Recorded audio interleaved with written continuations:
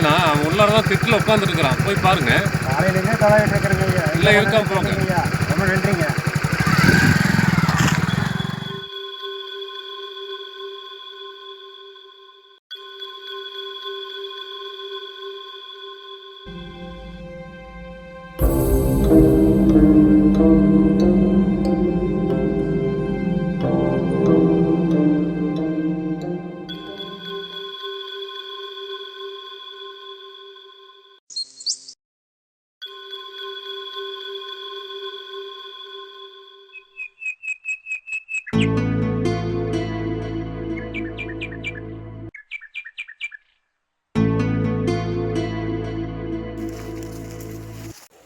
சாமி காலையிலேருந்து ஒன்று எங்கெங்கெல்லாம் தேடுறது சாமி?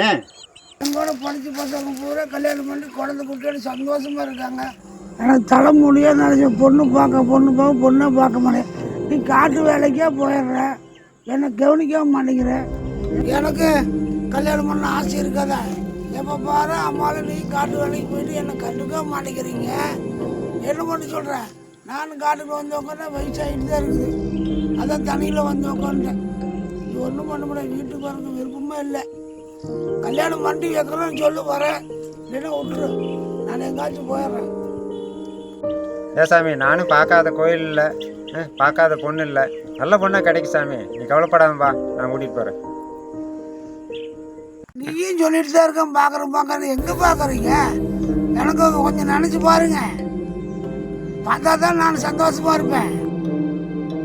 இந்த வருஷம் கண்டிப்பாக உனக்கு கல்யாணம் பண்ணி வைக்கிறேன் சாமி. காலையிலேருந்து மாமா சோறு சாப்பிடாம பசியோடு கிடக்குறா. வா சாமி போகலாம். வண்டி வைக்காம